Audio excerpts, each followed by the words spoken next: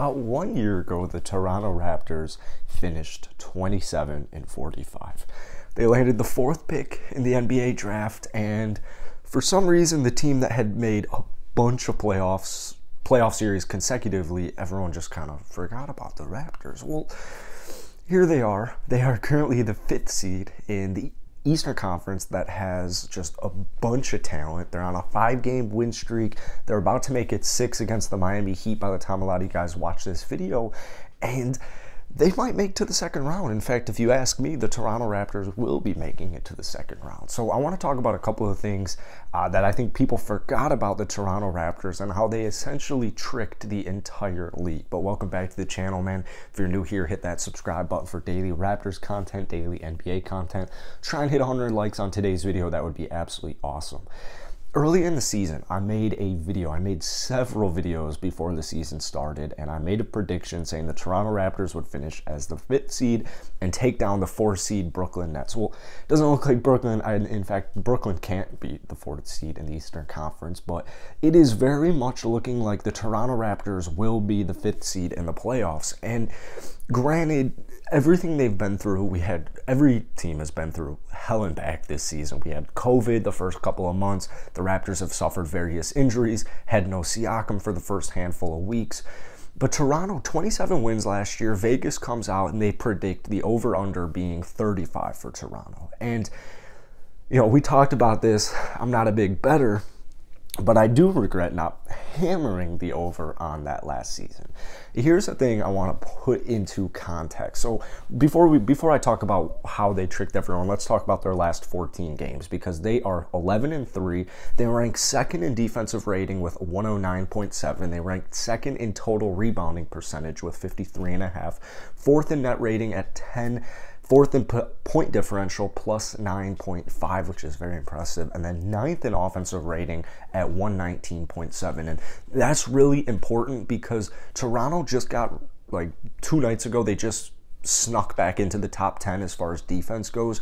But offensively, having the worst statistical bench in the entire NBA. Toronto's kind of been like 14th, 13th in offensive rating the entire season. So seeing that they're 9th and they're scoring 120 points or 120 points for their rating, that is very impressive. Very, very, very, very impressive. So the good news is playoffs are in 3-4 games depending on when you watch this video, and that's exactly all the stats I just mentioned. Those are exactly what you want to see heading into the playoffs. So, what happened last year? It's so abundantly clear. And I talked about this so much in the summer and so much at the start of the season. The Toronto Raptors, because of all the COVID shenanigans that have been going on in the States the last 2 years or so, they played in Tampa Bay the entire season. The entire season. I forget the stat, but no team has played an entire season outside of their home location in a very, very long time. Maybe that might have just changed with the Saints this season, but they're still in like New Orleans, right? We're not talking football. I don't know anything about football. Basically, my point is, if you have, let's say, who's the hottest team right now? Phoenix, right? Phoenix has a phenomenal home field advantage, or even just think the Golden State Warriors. I know it's not an Oracle anymore. They're not an Oracle, but they have a phenomenal home field advantage. It's like an immediate 6-man. It's literally kind of like football. Imagine the Warriors played in, I don't know, like Connecticut for an entire season. No, not even. It's a different country. Imagine the Golden State Warriors played in like Calgary for an entire year. Imagine the Phoenix Suns this season played their entire campaign in Calgary. Would they have the same record? I highly doubt it. As good of a team as they are, there's something about not only being in a different country, which is absolutely absurd, an entire basketball season not being in your home country. That's unreal.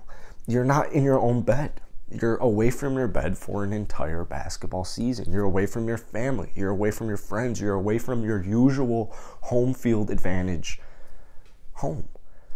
The thing is, like, and I'm not a professional player, but would you rather, right after a basketball game, hop on a jet and fly, across the country to go play an away game, or would you rather go back home to your own bed, get ready. Maybe you don't have an away game for another week or so. You're going to be at an advantage. That's why home field is such an advantage. Now, with teams like Milwaukee, teams with like Phoenix, they're not necessarily as, like, it's not as, like, to them, winning is like the most important thing right now. They've already been to the finals. They've already beaten impressive teams on the road. They know, you can't stop us. But being home is a major advantage, and, all the teams want to be home in important games. But I literally just can't comprehend being away from your home for an entire season. It's just actually insane. And keep in mind, this is like COVID protocols. Like, I don't even think they could get back into Canada. I don't know if Canada was even allowing, like, border crossing. So I think that is literally exactly how they tricked the whole league. They're playing in a freaking different country for their home games. So they basically played 82 games on the road. And actually, I don't think the season was 82 games. Was it 82 games? Whatever. You get the point. 70 to 80 games on the road. It's crazy. It is absolutely crazy. So what does that do for them? Well, it gives them a huge leg up, and we've seen that all season this year. When Toronto is on the road, there's almost like no difference. In fact, Toronto this season might even be more efficient when they're playing on the road because you just played a whole goddamn season on the road, every single basketball game. So coming into the playoffs, not only do you not want to play in Scotia because those fans are legit, but you also don't even have that much of a home field advantage because Toronto don't give a damn. Like, they literally don't give a damn. They thrive over it. They played all season.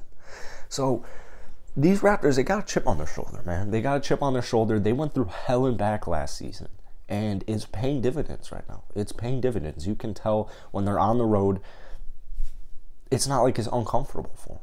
They're so used to it. So I think I forgot this.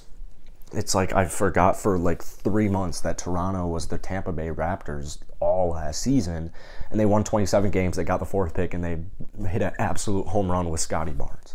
So give respect to Toronto. They're going to win their 6th straight by the time a lot of you guys watch this video. If the game's still on, hop into my live stream. I will be live streaming the Heat Raps game, and hit the like button, man. I'll see you guys later.